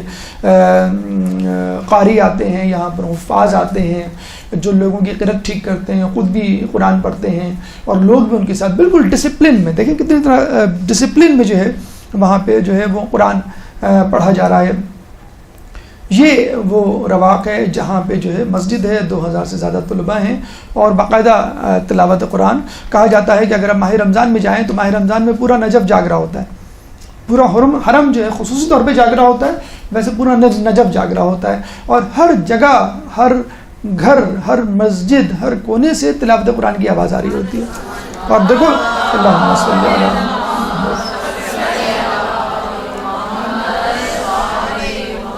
اور دیکھیں رسول اللہ نے متنبہ کیا تھا کہ دیکھو قرآن پہ عمل کرنے کے حوالے سے غیر تم سے بازی نہ لے جائیں، اور یہ ہو رہا ہے معذرت کے ساتھ، کچھ لوگ ہم سے بازی لے جا رہے ہیں. ٹھیک ہے، تفاسیر میں نہیں، مفاہیم میں نہیں، مطالب میں نہیں، گہرائی اور گیرائی میں نہیں، لیکن کم از کم رٹنے کی حد تک، حفظ کی حد تک، پڑھنے کی حد تک تو ہم سے بازی لے رہے ہیں. تو کسی میں بھی ان کو آگے نہ جانے دیا جائے، حفظ میں بھی، تلاوت میں بھی، قرات میں بھی، تجوید میں بھی، معنی و مفاہیم. یہ ہمارا قرآن ہے، کیونکہ یہ تو قرآن صامت ہے، ہم تو قرآن ناطق کے ماننے والے ہیں. تو قرآن ناطق کے حرم میں جب قرآن صامت یعنی قرآن کو پڑھا جائے گا تو کیا لطف ہوگا. مولا فرماتے ہیں کہ جب میں خدا سے بات کرنا چاہتا ہوں تو نماز پڑھتا ہوں، جب میں چاہتا ہوں کہ خدا مجھ سے بات کرے تو میں قرآن پڑھتا ہوں. 11 نمبر پہ میزاب رحمت. میزاب یعنی پرنالہ. یہ پرنالہ اگر جیسے ہم نے آپ کو بتایا کہ آپ موو کر رہے ہیں رواق ابو طالب، اور رواق ابو طالب سے موو کرتے کرتے آپ آ گئے چوتھے بلکہ 5ویں دروازے میں. 5 دروازے، اگر مسلم بن عقیل والے دروازے کو آپ کاؤنٹ کریں تو ٹوٹل 5 ہیں، ویسے اصولاً 4 ہوتے ہیں. تو یہ 5واں اور آخری دروازہ یہ ہے آپ کا باب قبلہ. یعنی باب قبلہ کا مطلب ہے اس دروازے سے آپ باہر جائیں تو آپ کہاں پہنچیں گے؟ بیت اللہ، بیت المکرم. ٹھیک ہے، تو اس کے بالکل اپوزٹ میں جو بلڈنگ ہے، جو عمارت ہے، اس کے اوپر پر نالا لگا ہوا ہے. جیسے ہمارے یہاں پر نالے لگے ہوئے ہوتے ہیں کہ بارش ہوتی ہے تو سارا چھت کا پانی جو ہے وہ باہر گرتا ہے. بہرحال یہ مولا کے حرم کا پر نالا ہے، اس کی اپنی فضیلت اور اہمیت ہوتی ہے. تو لوگ جب بھی بارش ہوتی ہے تو اس کے نیچے آتے ہیں. بارش کا پانی تو ویسے بھی پاک و مطہر ہوتا ہے، اور اگر مولا علی کے حرم کا بارش کا پانی ہو تو کیا ہی بات ہے، تو لوگ پانی پیتے ہیں اس سے. اچھا، ویسے تو اس کی الگ سے کوئی فضیلت یا اعمال نہیں لکھے ہوئے، لیکن ایک عقل اس کا فیصلہ کر سکتی ہے کہ خانہ کعبہ پہ ایک پرنالہ ہے اور ایک مولا کے حرم میں. تو خانہ کعبہ کا پرنالہ دیکھا جائے تو مولا علی کی جائے ولادت کا پرنالہ ہے، اور حرم کا پرنالہ مولا علی کی آخری آرام گاہ کا پرنالہ ہے. بہرحال اللہم صلی علی محمد و آل محمد. تو جس طرح خانہ کعبہ کا پرنالہ پرفضیلت ہے، مولا علی کے حرم کا پرنالہ بھی پرفضیلت ہے. جس طرح خانہ کعبہ کے پرنالے کے نیچے عبادت 2 رکعت نماز پڑھتے ہیں اکثر لوگ اور اپنی حاجات کو مانگتے ہیں، تو ویسے بھی الگ سے خصوصی طور پہ تاکید نہیں ہے، لیکن چھٹے امام کے حوالے سے بڑی اچھی ہمیں ایک روایت ملتی ہے، اور اس روایت کو ہر جگہ جو ہے وہ اطلاق کیا جا سکتا ہے کہ مولا فرماتے ہیں، مطلب نجف اشرف اور مولا کے حرم کی طرف اشارہ کرتے ہوئے، کہ پشت کوفہ پہ ایک ایسی قبر ہے کہ جہاں پہ اگر تم 2 رکعت نماز یا 4 رکعت نماز پڑھو تو اللہ تمہاری حاجت برآری کرے گا اور تم سے تمہاری اداسی کو دور کرے گا. یعنی ہو ہی نہیں سکتا کہ تم مولا کے حرم میں مولا کے قبر کے آس پاس نماز پڑھو 2 رکعت یا 4 رکعت اور اللہ تمہاری اداسی کو دور نہ کر دے یا اللہ تمہاری حاجت کو پورا نہ کرے. یہ نہیں ہو سکتا. تو جب بھی آپ جائیں پرنالے کو دیکھیں اور خانہ کعبہ کے پرنالے کو یاد کر رہے ہیں، مولا کی پہلی جو ہے وہ رہائش یا مسکن یا جائے ولادت کو یاد کریں اور پھر اس کو نسبت دیں مولا کے حرم کی طرف اور یہاں پہ 2 رکعت نماز پڑھیں.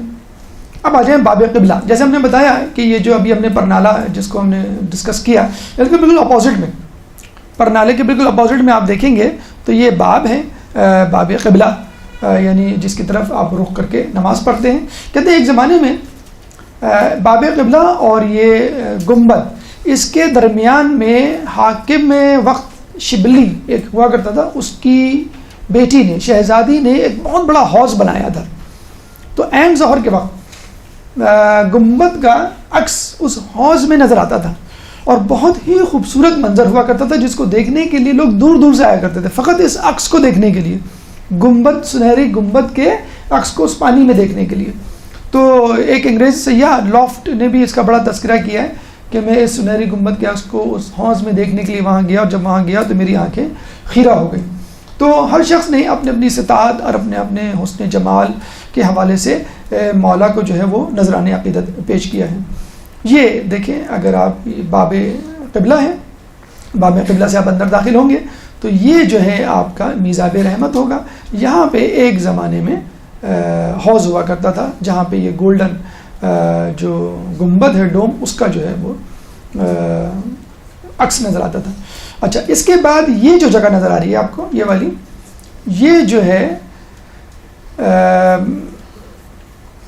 صحن فاطمہ سے پہلے ہمارا ایک شاید پوائنٹ رہ گیا ہے، باب قبلہ. ہاں ٹھیک ہے، صحیح ہے. نہیں اب وہ حوض نہیں ہے، موسم میں اب ٹائلز بنا دیے ہیں، وہاں کارپیٹ رکھ دیے گئے. 13 نمبر پہ صحن فاطمہ.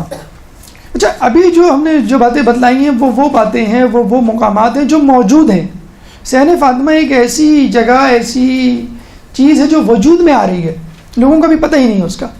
جب آپ اپنے ہوٹل سے جو کہ شارع صفا پہ واقع ہے جاتے ہیں حرم کی طرف، تو الٹے ہاتھ پہ کنسٹرکشن کی آوازیں، ہتھوڑوں کی اور شور کی آوازیں مشینوں کی آ رہی ہوتی ہیں.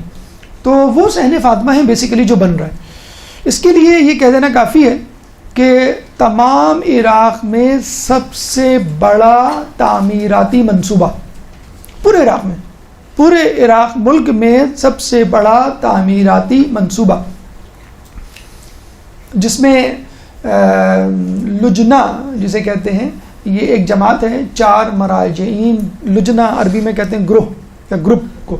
یہ جو 4 مراجعین ہیں ان کا جو گروپ ہے اس نے وہ بنائی ہے، جو لوگوں کی تعلیمی خدمات بھی انجام دے رہی ہے. وہاں پہ جو ایگزام ہوتا ہے، جس کو ایگزام کو پاس کرنے کے بعد آپ کو مشاہرہ ملتا ہے، اسکالرشپ ملتا ہے ہیوج قسم کا.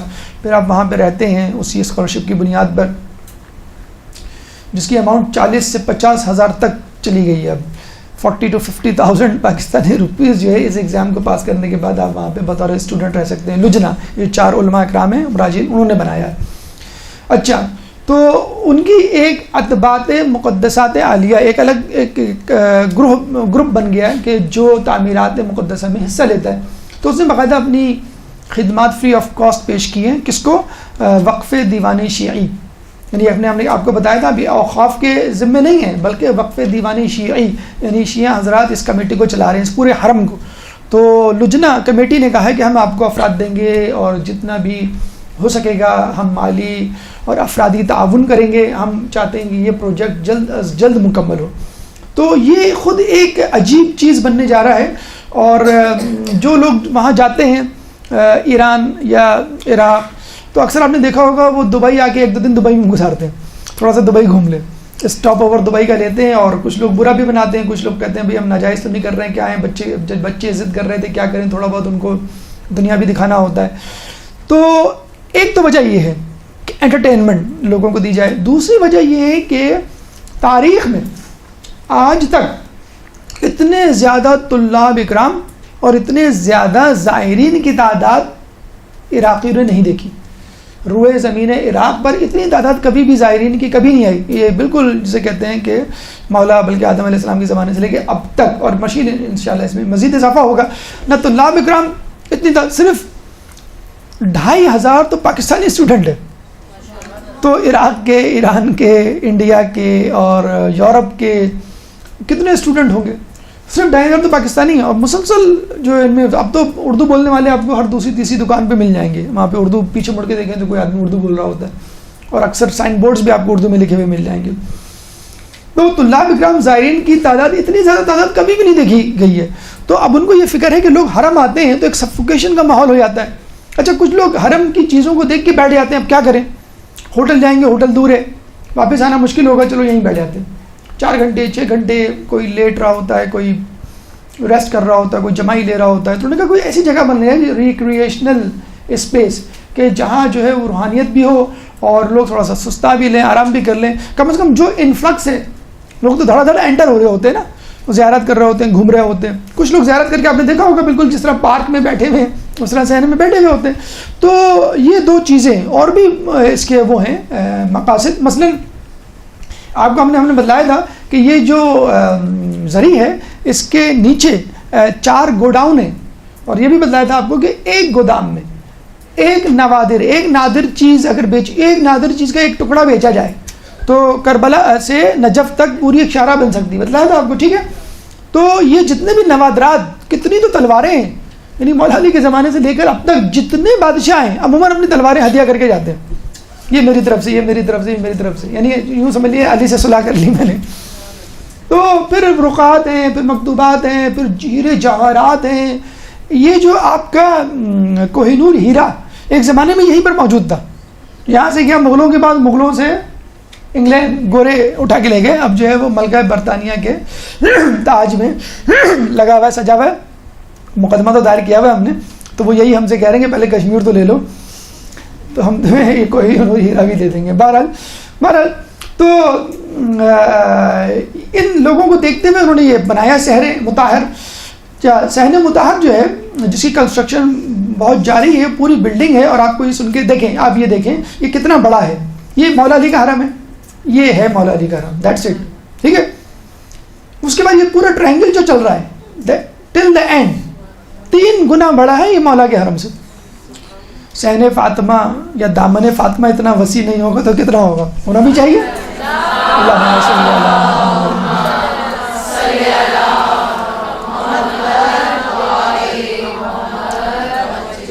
تو اس میں انہوں نے لائبریری بنانے کا ارادہ کیا. 5 منزلہ عمارت, 5 منزلہ بلڈنگ بن رہی ہے لائبریری کے لیے.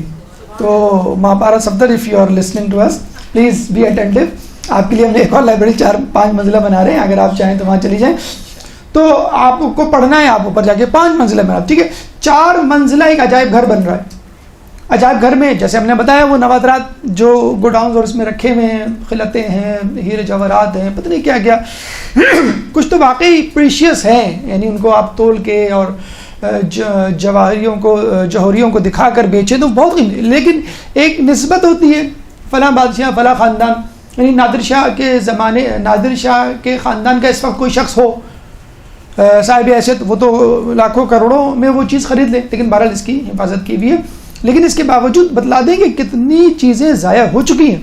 عبد الوہاب نے تقریباً 3 حملے کیے تھے. ایک حملے میں 12,000 افراد کو شہید کیا تھا, فقط 12 ایک حملے میں. تو کتنے اس کے علاوہ بھی یہاں پہ جھڑپیں اور جنگیں جاری رہی ہیں. اور یہ مشہور جگہ کون سی, حرم علوی, کہ جس کو پناہ لینی ہو وہ اس حرم میں آ کے بیٹھ جاتا تھا اور وہ محفوظ ہے. بیت اللہ کے بارے میں کہا جاتا ہے کہ اگر کوئی وہاں قاتل بھی چلا جائے تو لوگ اس کو پکڑ نہیں سکتے جب تک وہ باہر نہ نکلے. تو حرم علی کی بھی ایک عجیب بات ہے کہ جگہ ہوتی تھی تو اس کے آس پاس ہی ہوتی تھی, اور ہارنے والا, شکست کھانے والا جو ہے اندر جا کے بیٹھ جایا کرتا تھا. مقتدی صدر پہ جب حملے ہوئے تھے, امریکیوں نے جب حملے کیے تو مقتدی صدر اندر ہی تھے, حرم میں تھے, اور الحمدللہ محفوظ رہے. آغا سلطانی کو جب پتہ چلا کہ فوراً دورہ جو ہے اپنا غیر ملکی کینسل کر کے واپس آئے, اور پیدل پاؤں پہ چلتے ہوئے وہ حرم مقدس میں اندر داخل ہوئے, اور مقتدی صدر کو اپنے ہاتھ سے پکڑ کر ان کو باہر نکالا. کسی نے چو چرا نہیں کی, اور بالکل باحفاظت جو ہے وہ باہر نکلا ہے. تو اتنی بڑی پناہ گاہ ہے کہ جو اس میں داخل ہو گیا اس نے جو ہے وہ حفظ و امان اس کو مل گئی. تو آپ نے دیکھا 3 گنا بڑا. اچھا, اگر آپ تھوڑا سا دقت کریں تو دس از دا سینٹر آف نجف, یہ نجف کا سینٹر ہے. اچھا, یہاں سے لے کر آپ نے جیسے نجف کے باب سے آپ باہر نکلے, ٹھیک ہے, تو یہ صحن فاطمہ میں داخل ہوئے. داخل ہوتے ہوتے یہ فرض کر لیں اب آپ کو باہر جانا ہے. کہاں؟ صحن فاطمہ سے باہر. اب آپ اتنا فاصلہ طے کر چکے, تو اب آپ واپس جائیں گے تو کتنا ٹائم لگے گا آپ کو. تو جب آپ اس صحن فاطمہ کے گیٹ سے باہر نکلیں گے تو آپ کو معلوم ہے آپ کہاں نکلیں گے, نجف سے باہر. یہ اینڈ ہے نجف کا.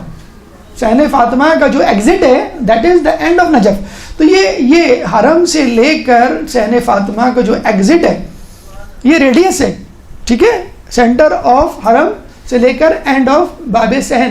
اب اس ریڈیس میں آپ پرکار گھما لیں, دس از دا اوریجنل نجف. یہ پورا اوریجنل نجف تھا. یہ جو صحن فاطمہ ہے دیکھیں, یہ سڑک کہلاتی ہے شاہراہ صفا. کیوں؟ کہ اس کے اینڈ پر صفا یمانی نامی شخص کا مزار ہے, یہاں پر, یہ اس جگہ, ٹھیک ہے. جب آپ جائیں گے یہاں پر, اور انشاءاللہ اس سڑک کی نشانی ہے کہ اس سڑک کے رائٹ سائڈ پر ہوٹلز ہیں بہت سارے. یہاں پہ ہمارا قیام بھی تھا یہاں کے ایک ہوٹل میں, سب بہت سارے ہوٹلز ہیں, ٹھیک ہے. اپنے ہوٹل سے آپ جا رہے ہیں حرم کی طرف تو رائٹ سائڈ پہ سارے ہوٹلز پڑیں گے, اور الٹے ہاتھ پہ صحن فاطمہ. آپ کو آوازیں آ رہی ہوں گی وہاں پہ کنسٹرکشن کی, ٹھیک ہے. یہ کون سی سڑک ہے؟ شاہراہ صفا. یہ دوسری طرف فرض کر لیں آپ یہاں سے آ رہے ہیں, یہ سڑک کہلاتی ہے شاہراہ امام زین العابدین, ٹھیک ہے, چوتھے امام کے نام پر. اللہم صلی علی محمد.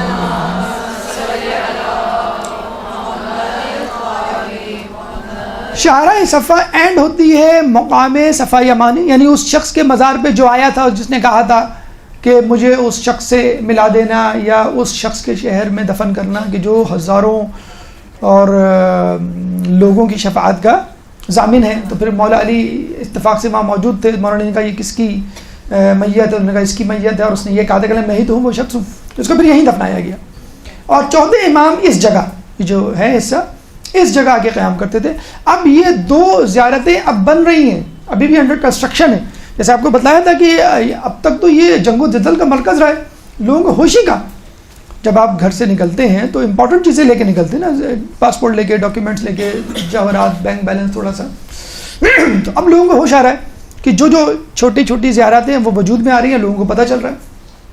تو یہ جو سڑک ہے صفا یمانی صحن فاطمہ, یعنی اگر آپ حرم کی طرف جا رہے ہیں تو سیدھے ہاتھ پر حویش نامی محلہ پڑے گا, اور الٹے ہاتھ میں یعنی امام زین العابدین کی جو شاہراہ ہے یہ والی, اس کے ساتھ جو جگہ ہے وہ ہمارا ہے.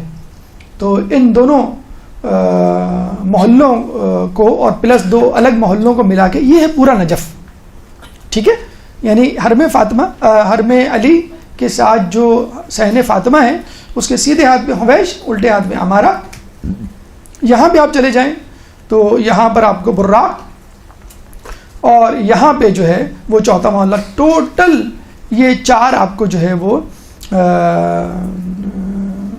محلے ملیں گے, اور یہ پورا ریڈیس ملا کے پرانا نجف کہلاتا ہے. اس کے بعد جو بھی بلڈنگز بن رہی ہیں وہ اس کے بعد کی ہیں. عموماً ٹرانسپورٹ اویلیبل نہیں ہوتی ہے with in the old Najaf. Old Najaf میں آپ کو کوئی بس چلتی ہے, ہاں شٹل سروسز اب انہوں نے چلا دی ہیں کہ جو شٹل میں بیٹھ کے حرم سے, مثلاً آپ چلے جائیں وادی اسلام, حرم سے بیٹھ کے آپ آ جائیں یہاں پہ, جو بڑی سڑک سرکولر وے میں ہے وہ آپ کی کوفہ, شاہراہ کوفہ جسے کہتے ہیں. اچھا, اس کا سسٹم اگر آپ دیکھیں نا غور سے تو یہ انگلینڈ امریکہ والا سسٹم ہے. انگلینڈ امریکہ میں آپ نے شاید سنا ہوگا یا دیکھا ہوگا, سرکولر سڑکیں ہوتی ہیں وہاں پہ, لوپس ہوتے ہیں سڑکوں کے, ٹرینز کے اور بسوں کے, اور وہ اس طرح گھومتی ہیں اور وہ سرکلز چھوٹے سے چھوٹے ہوتے چلے جاتے ہیں. تو اسی طرح ایگزیکٹلی یہ جو پرانا نجف ہے اگر آپ گھومیں کم و بیش سرکل میں بنا ہوا ہے, یعنی مستطیل تو ہے لیکن اب جو یہ سڑک جو بنائی گئی ہے وہ پورا ایک مربع یا سرکل ایک لیا ہوا ہے کہ جس میں پوری وہ مین شاہراہ جو ہے وہ موو کرتی ہے. تو یہ صحن فاطمہ میں عجائب گھر بھی ہے, لائبریری بھی ہے, ریسٹورنٹ بھی کھلنے والے ہیں, اس میں پارک بھی ہوگا اور دیگر. کہا یہ جاتا ہے کہ پورے نجف میں اگر کوئی ریکریشنل چیز یا کوئی جدید چیز ہوگی تو وہ یقیناً اس صحن فاطمہ میں بھی موجود ہوگی. مطلب آپ یہ نہیں کہہ سکتے کہ یہاں پہ فلاں لیٹسٹ چیز یا فلاں جدید چیز سے آراستہ جو ہے وہ مقام نہیں ہے. تمام ایک ریکریشنل اسپاٹ بھی مل جائے گا, طلاب کی رہنے کی جگہ بھی ہے, پڑھنے والوں کی جگہ بھی, اور کھانے پینے والوں کے لیے بھی. یہ صحن فاطمہ جس کو ہم نے کور کیا, یہ جو گرے شیڈ میں ہے, یعنی اگر آپ باب کبیر سے داخل ہوتے ہیں اور داخل ہوتے ہوئے سیدھا چلتے چلے جاتے ہیں تو رواقع ابو طالب آئے گا, بالکل سیدھا اگر آپ چلے جائیں تو یہ پورا صحن فاطمہ آ جائے گا. صحن فاطمہ میں یہ آپ کو چوکور باکس نظر آ رہا ہے, اسکوائر بلڈنگ, یہ ہے مضیف یعنی مہمان خانہ. یہاں پہ یہ کربلا کی طرح کا بڑا مہمان خانہ نہیں ہے. کربلا میں یعنی امام حسین کے حرم میں اور مولا عباس کے حرم میں پوری بلڈنگ, پورا فلور ہے مخصوص, بہت خوبصورت, اور بیٹھ کے کھانے والی جگہ ہے. آپ بالکل لگتا ہے کہ آپ 5 اسٹار ہوٹل میں آ گئے. تو یہاں پہ وہ جگہ نہیں ہے فی الحال, شاید اس کنسٹرکشن کی وجہ سے انہوں نے ایسا کیا ہوا ہے. 8-10 چیئرز بس پڑی ہوئی, آپ وہاں جا کے بیٹھ کے اپنا پاسپورٹ دے کے فری کھانا, نیاز جسے کہتے ہیں وہ کر سکتے ہیں. کچھ لوگ جو ہیں آپ جتنے پاسپورٹ جمع کرائیں گے اتنے آپ کو پیکٹس مل جائیں گے. ہمارے کارواں کے لوگ بیچارے جاتے تھے صبح فجر میں, لائن میں لگتے تھے کس طرح کھانا مل جائے. پہلے دن گئے, دوسرے دن گئے, لمبی لمبی لائنیں. تیسرے دن گئے تو 3 افراد تھے, یعنی تیسرا نمبر تھا ان کا. وہ بڑے خوش ہوئے کہ آج تو ہمیں مل جائے گا. تو جب اپنا پاسپورٹ دے انہوں نے کہا کھانا ختم ہو گیا. کہ 2 افراد میں کھانا ختم ہو گیا.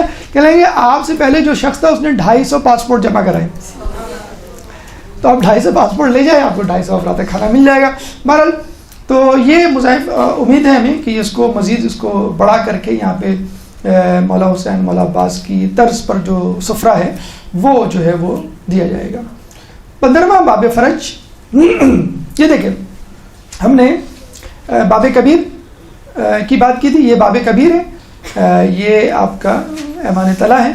ابھی ہم نے بات کی تھی میزاب رحمت کی, یہ میزاب رحمت تھا اور یہ باب قبلہ تھا. ٹھیک ہے, ان دونوں کے درمیان ہم نے کہا تھا حوض ہے. اب اس حوض سے لیفٹ سائڈ پہ چلے جائیں, یہ جو ہے یہ جگہ باب فرج کہلاتے ہیں, امام زمانہ سے منسوب ہے. اور یہ پہلے اللہم صلی علی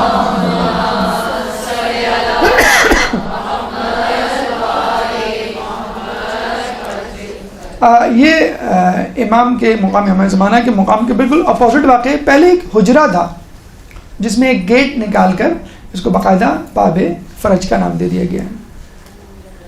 یہ آپ کے 15 اسپاٹس اس پکچر کے حوالے سے اپنے اختتام کو پہنچے, لیکن جیسے کہ ہم نے بتایا آپ کو, عبرت لینے والی آنکھیں اور چشم معرفت جو ہے انسان اگر کھلی رکھے تو بہت ساری چیزیں نظر آتی ہیں.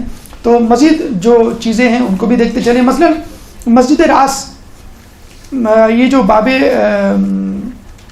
ابو طالب تھا, رواق ابو طالب, اس سے پہلے مسجد راس پڑتی ہے. مسجد راس جیسے کہ نام سے ظاہر ہے, 2 وجوہات ہیں اس کو مسجد راس کہنے کی. ایک تو یہ کہ مولا کے سر اقدس اس کے قریب ہے, یعنی بالمقابل ہے اس کے, ٹھیک ہے, رواق ابو طالب کے سامنے ہی ہے. دوسرا یہ کہ ایک دفعہ ہمارے چھٹے امام اپنے بڑے صاحبزادے حضرت اسماعیل علیہ السلام کے ساتھ آئے. درود پڑھ دیں محمد والے.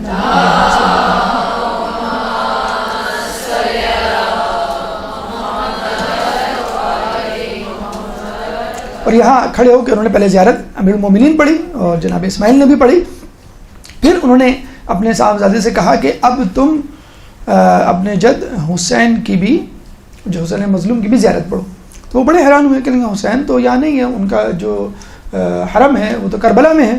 تو انہوں نے کہا کہ شام جاتے ہوئے ہمارے ایک محب نے سر اقدس حسین کو یہاں دفن کر دیا تھا. تو ایک روایت کے مطابق امام حسین علیہ السلام کا سر جو ہے وہ اس جگہ, یعنی امام علی کے حرم کے جو مرقد ہے, مرقد کے ساتھ ہی امام حسین علیہ السلام کا سر دفن ہے. تو انہوں نے پھر جو ہے امام حسین کی زیارت بھی پڑھی. یہاں پر اب باقاعدہ گنبد 14 گنبد پر مشتمل مسجد بنا دی گئی ہے. جس طرح ہم نے کہا تھا کہ رواق ابو طالب کو مسجد میں تبدیل کر دیا گیا ہے, اس کو بھی مسجد میں تبدیل کر دیا گیا ہے. 14 گنبد پر مشتمل بہت ہی خوبصورت, یہ اس کے گنبد نظر آ رہے ہیں اوپر سے. اس مسجد میں بھی تقریباً 1000 نمازیوں کی نماز پڑھنے کی گنجائش ہے. اچھا, آدمی زیارات کر کے کیا کرے گا؟ صحن میں بیٹھ جائے گا, کیونکہ اندر تو ہجوم ہوتا ہے, زری کے آس پاس رواق میں بھی ہجوم ہوتا ہے. صحن میں سستانے کے لیے بیٹھ جائے گا, لیٹے گا, ٹیک لگائے گا یا گپ شپ کرے گا. دیکھا جائے جہاں آپ بیٹھے ہوئے ہیں یہ خود عبرت کی جگہ ہے. آپ کو سن کے حیرت ہوگی کہ جہاں بھی آپ بیٹھیں صحن میں نیچے کسی نہ کسی کی قبر ہوگی. ڈرنے کی بات نہیں ہے. کہتے ہیں کہ جو لوگ یہاں آتے تھے وہ یہ خواہش ظاہر کرتے تھے کہ جب میں مر جاؤں تو مجھے مولا کے حرم کے پاس. جب پہلے یہ حرم پورا نہیں تھا, صرف مرقد تھی, اور مرقد کے آس پاس زیادہ سے زیادہ یہ جو گولڈن ایریا نظر آ رہا ہے رواق کا جو ہے وہ ہوا کرتی تھی. باقی صحن تو کھلا ہوتا تھا, یہ کسی کی پراپرٹی بھی نہیں تھی حکومت کی مثلا, تو لوگ یہاں دفن ہو جایا کرتے تھے. اچھا, یہ کب ڈسکلوز ہوا, دریافت ہوا؟ شہزادہ عبدالحمید 13ویں صدی میں. اس نے کہا بھائی کھدائی کرو, کھدائی کر کے ہم یہاں نئے ٹائلز لگائیں گے. شیخ بہائی کے زمانے میں جب انہوں نے کھدائی کی تو پتہ چلا کہ وہ مردے اور میتیں اور انسانی جسم اعضاء نکل رہے ہیں. وہ بڑے پریشان ہوئے. شیخ بہائی وہاں پہ آئے, انہوں نے انٹروین کیا اور انہوں نے کہا کہ نہیں بھائی اس کی کھدائی نہیں ہوگی, جس طرح آپ کو ٹائلیں بچھانی ہیں اس کے اوپر سے آپ بچھا دیں. تو انہوں نے پھر وہ منع کر کے, اب ظاہر سی بات ہے کہ جو علماء جیسے علامہ ہلی ہیں یا شیخ توسی ہیں یا مقدس اردبیلی ہیں, تو بڑے بڑے علماء ہیں نا, محمد نراقی ہیں, محمد احمد نراقی ہیں, لیکن کچھ علماء ہیں بہت غیر معروف سے, تو ان کی بھی خبریں لیکن ان کے نام اب نہیں پتہ ہم کو. ان کے بارے میں کہا جاتا ہے وہ صحن کے اندر دفن ہے, یعنی یہاں پہ کارپیٹ بچھے ہوئے ہیں, جہاں پہ آپ نمازیں پڑھتے ہیں, جہاں پہ ذکر و اذکار کرتے ہیں, یہاں ویسے بیٹھے ہوئے ہوتے ہیں, اس کے نیچے قبروں کی تہوں کی تہیں لگی ہوئی ہیں. تو وہ بھی ایک عبرت کا مقام ہے کہ آپ عبرت حاصل کریں کہ کتنے لوگ ہیں جو یہاں پہ آئے, جنہوں نے کسب کیا اور مولا کے قدموں میں جو ہے وہ ہمیشہ کے لیے رہنے کے لیے وہ تیار ہو گئے. تو یہ صحن رواق, خود رواق کو بھی اگر آپ تھوڑا سا ڈسکلوز کریں, ایک تو ہم نے بتلایا تھا کہ یہاں پہ وہ نوادرات ہیں, باکسز ہیں, صندوق ہیں. یہ جو سیدھا رواق ہے, آپ کو کسی کو یاد ہے یہاں پہ کیا تھا, کس کی مرقد تھی؟ چلے ٹیسٹ ہو جائے تھوڑا سا. علامہ ہلی, علامہ ہلی کی ہے. یہاں پہ اسد الدولہ کی خبر بھی ہے. لیکن چونکہ وہ ایک علمی فگر نہیں تھا، کوئی عالم نہیں تھا، بادشاہ تھا، پہلا صفوی بادشاہ، لیکن بہرحال اس کے بارے میں کہا جاتا ہے کہ یہ پہلا شخص تھا جس نے باقاعدہ مولا علی کے حرم کی تعمیر اور ترقی اس نہج میں شروع کی جس نہج میں یہ ہمارے سامنے اس وقت موجود ہے. نہیں پہلی مرتبہ یہ جو اسٹرکچر انفراسٹرکچر آپ کو بلڈنگ جو نظر آ رہی ہے یہ بیسیکلی اسدالدولہ کی دی ہوئی ہے.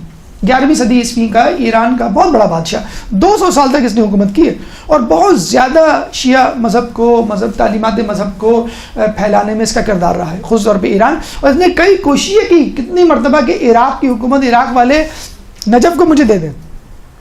اب بارڈر پہ تو ہے نہیں کہ آپ کہتے ہیں بھی نجف لے لو یا کشمیر کی طرح اس پہ قبضہ کر لیں. اس نے بڑی کوشش کی لیکن بہرحال وہ نہیں دیا گیا. لیکن اس نے اپنے طور پہ مثلا اس نے نہریں کھدوائیں، اس نے جو ہے وہ ہاسٹلز یا جسے کہتے ہیں شباشی یا رہنے کے لیے جو ہے وہ جگہیں بنائیں، حجرے بنوائے. تو اس کا بڑا رول ہے اسدالدولہ کا، جو پہلا نام لیا جاتا ہے موجودہ تعمیراتی بلڈنگ عمارت کے حوالے سے وہ اسدالدولہ کا. تو وہ خود جو ہے وہ یہاں پر دفن ہے. گھڑیال سب سے پرانا عراق میں کسی بھی بلڈنگ میں لگا ہوا سب سے پرانا گھڑیال ہے ناقوسی آواز کا، جس کی آواز پورے شہر، پورے نجف اشرف میں سنی جاتی ہے. اب غالباً اب وہ آواز ہم نے تو اس دفعہ نہیں سنی یا توجہ نہیں تھی، لیکن کہتے ہیں کہ بہرحال یہ انڈر ریپیئر ہے. لیکن سب سے پرانا اور سب سے بڑا ناقوسی گھڑیال جو ہے وہ یہاں پہ لگا ہوا ہے، جس کی ٹائمنگ دیکھ کر آپ جو ہے وہ اندازہ لگا سکتے ہیں. مینارہ اذان جس کے بارے میں کہا جاتا ہے کہ اس پہ لگی سونے کی اینٹیں تقریباً 4000 کی تعداد میں ہیں. یہ نادر شاہ نے لگوائی تھی. یہ آپ کا تغرا ہے یا کنگرا جسے کہتے ہیں کہ جہاں پہ مؤذن کھڑے ہو کے اذان دیتا ہے. گنبد مطہر، گنبد مطہر جو کہ باہر سے زیادہ نظر آتا ہے، یعنی حرم سے جتنا دور ہوں گے اتنا ہی اس کی خوبصورتی میں اضافہ ہوگا.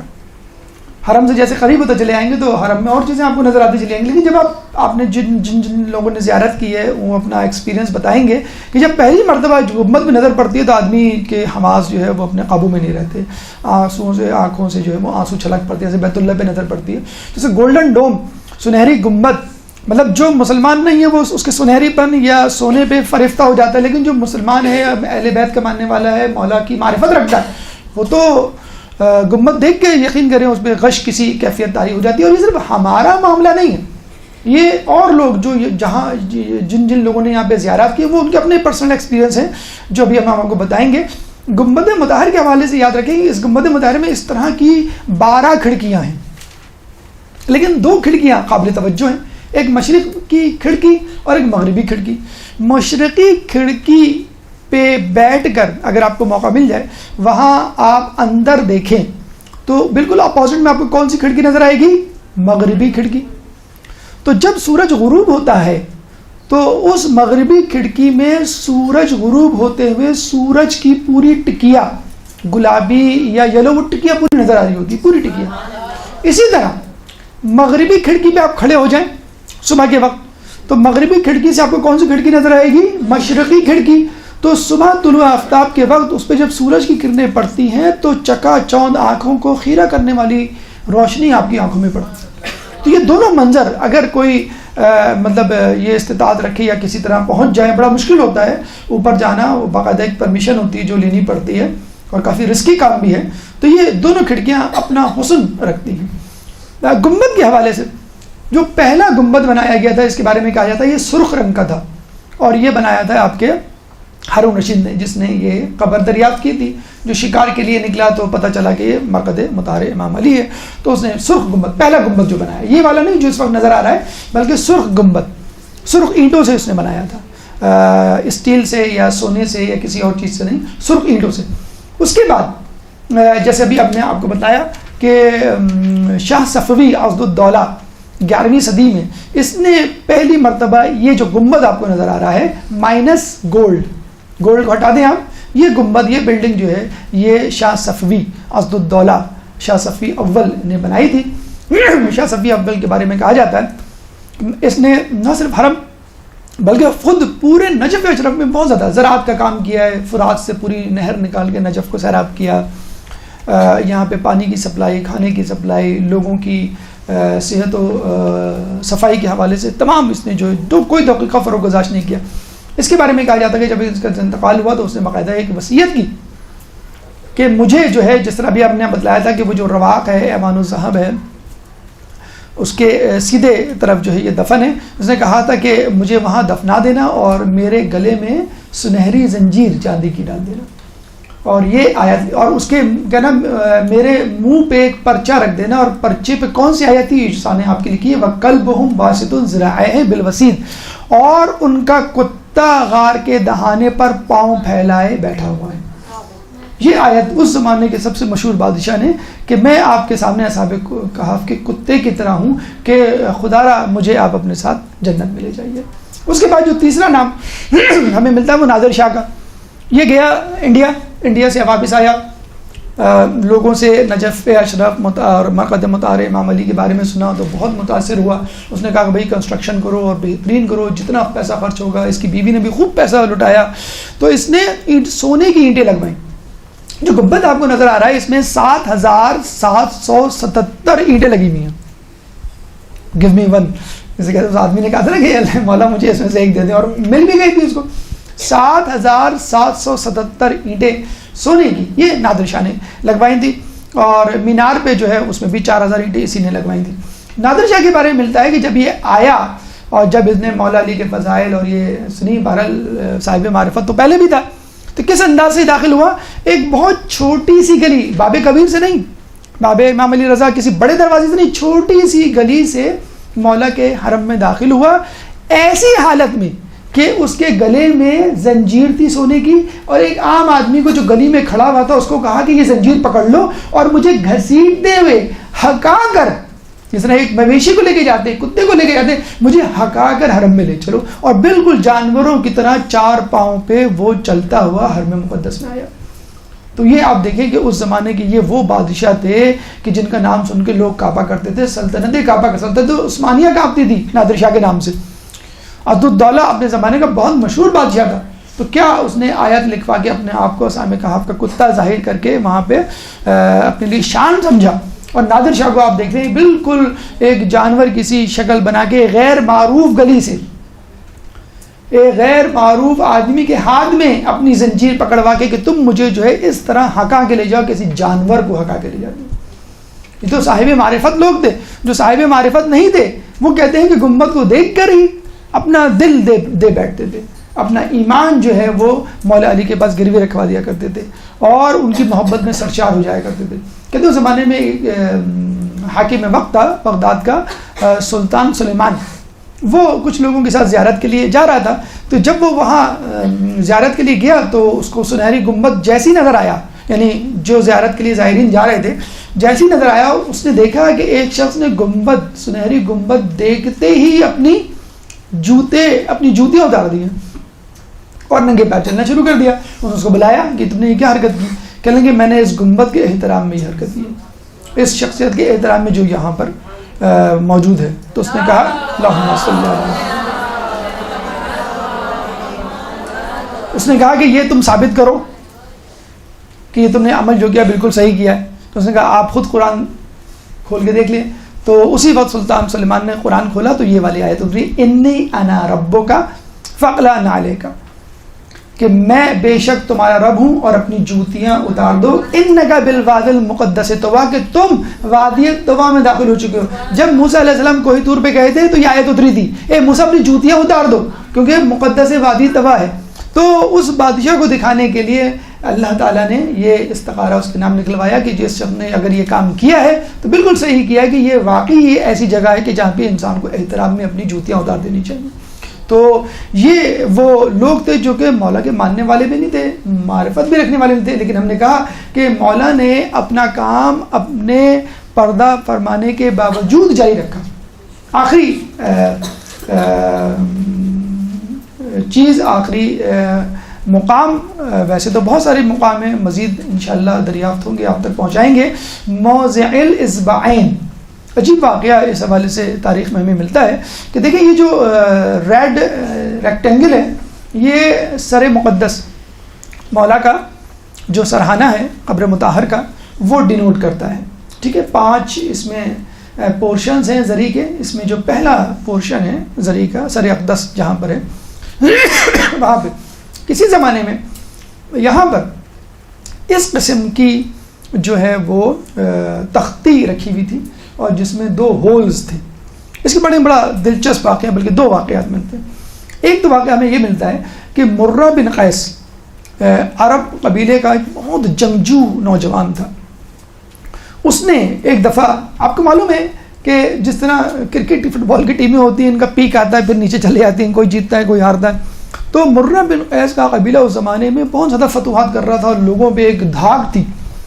تو ظاہر بات ہے جب آپ زور پکڑتے ہیں طاقت کا تو پھر آپ آس پاس کے لوگوں پہ بھی جو ہے وہ چڑھائی کرتے ہیں اور اپنے بدلے لیتے ہیں پرانے. تو اس نے اپنے بزرگوں سے ایک دفعہ بیٹھا ہوا تھا, بہت جنگجو تھا, تو اس نے اپنے بزرگوں سے پوچھا کہ وہ کون سا شخص ہے کہ جس نے ہمارے قبیلے کے لوگوں کو قتل کیا ہے, میں اس کا بدلہ لوں گا. تو لوگوں نے بتلایا کہ بھئی یہ مولا علی یعنی امیر المومنین امام علی وہ واحد شخص ہے جس نے سب سے زیادہ ہمارے قبیلے کے لوگوں کو تہہ کیا, مارا ہے جنگوں میں مسلمانوں کے خلاف لڑتے ہوئے. تو اس نے قسم کھائی کہ میں مولا سے یعنی امام علی سے یا علی سے جو ہے وہ بدلہ لوں گا. لوگ بڑے پریشان ہوئے کہ تم کیا بدلہ لو گے, وہ تو اب دنیا سے جا چکے, ان کا انتقال ہو گیا, ان کی قبر کہاں ہے, کہنے گا قبر فلاں جگہ ہے, کہنے گا میں قبر جا کے کھودوں گا نعوذ باللہ اور بے احترامی کروں گا, ان کی لاش کو پامال کروں گا. تو یہ گیا 4,000 فوج لے کے, کہاں پہ, نجف. اور نجف میں اس نے 6 دن تک قتل و غارت کی. جب وہاں کے لوگوں کو بالکل اس نے جو ہے وہ فتح کر لیا اور نیست و نابود کر دیا, شہید کروا دیا, اور پھر یہ کچھ لوگوں کو لے کے خود غرب مطہر پر وارد ہوا اور سراہ اقدس پہ کھڑا ہو گیا نعوذ باللہ, اور اول فل مغلظات بکنے لگا اور کہنے لگا آج نعوذ باللہ میں تمہاری بے احترامی کروں گا. جیسے ہی اس نے یہ لفظ کہے اسی وقت سرائے مقدس سے 1-2 شاخہ تلوار نکلی اور اس نے اس کے سر کے 2 ٹکڑے کر دیے, پورے جسم کے 2 ٹکڑے کر دیے. اللہم صلی اللہ علیہ وسلم. جیسے 2 ٹکڑے کیے وہ 2 ٹکڑے پتھر میں تبدیل ہو گئے. اس کو لے جا کے لوگوں نے کوفے کی مسجد میں رکھ دیا دروازے پہ, اور لوگ جاتے اس کو جو ہے وہ جوتے چپل مار کے جاتے. پھر بعد میں اسی کے قبیلے کے لوگوں نے وہ پتھر وہاں سے غائب کروا دیے کہ ہمارے قبیلے کی بہت جو ہے وہ بے عزتی ہو رہی ہے. تو مولا علی جو ہے وہ ڈیفینس کرنا اپنے زمانے میں بھی جانتے تھے اور اپنے زمانے کے بعد حیات گزرنے کے بعد بھی وہ بہت جانتے تھے. ایک واقعہ اس میں اور ملتا ہے, اسی یہ جو 2 ہولز آپ کو نظر آ رہے ہیں تختی کے, ایک شخص آیا, اس کا نام ہمیں تاریخ میں نہیں ملتا, اور اس نے آ کر مولا علی کے سرائے اقدس پہ کھڑو کے کہا کہ مولا علی میری زیارت قبول فرمائیے. اب زیارت قبول فرما لی, بس ٹھیک ہے, اب کیسے پتہ چلے گا قبول فرما لی. اب اس کے ذہن میں یہ خیال آیا کہ نہیں مجھے کوئی ثبوت چاہیے, مولا مجھے ثبوت چاہیے, بالکل اس طرح جیسے مولا سے بات کر رہا ہوں. ہوتا ہے بعض اوقات ایمان آپ کا اس لیول پہ چلا جاتا ہے, بہت معروف عالم عابد نہیں تھا لیکن بس اس کے دل میں آ گیا کہ مولا مجھے ثبوت چاہیے. اب وہ روزانہ آ کے وہیں پہ کھڑا ہو جاتا سرحان اقدس, مولا مجھے ثبوت چاہیے, مجھے تحریری ثبوت چاہیے کہ آپ نے میری زیارت قبول کر لی. اور وہ جانے کا نام نہیں لیتا. اس زمانے میں ظاہری بات ہے کہ لوگوں کا اسٹے اتنا زیادہ نہیں ہوا کرتا تھا, اور وہ پتہ چلا کہ وہ مہینوں آ کے وہاں پہ روزانہ آ کے کھڑا اور یہی بات کہہ رہا مسلسل, مجھے تحریری ثبوت چاہیے, میں جب تک یہاں سے نہیں لوں گا جب تک مجھے جو ہے آپ کی طرف سے تحریری ثبوت. بالآخر ایک دن اسی جگہ سے جہاں سے تلوار نکلی تھی 2 انگلیاں نکلی, ایک رقعہ نکلا اور اس کے ہاتھ میں وہ رقعہ تھمایا گیا. اس نے رقعہ پڑھا کہ ہاں ہم نے تمہاری زیارت قبول کر لی.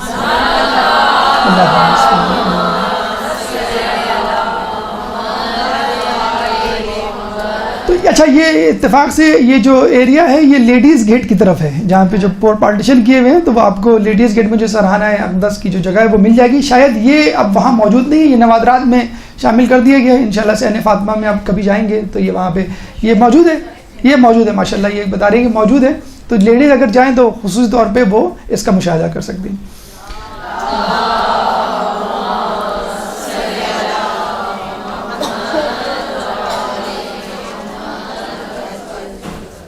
یہ ہماری گفتگو اس حوالے سے مکمل ہوئی.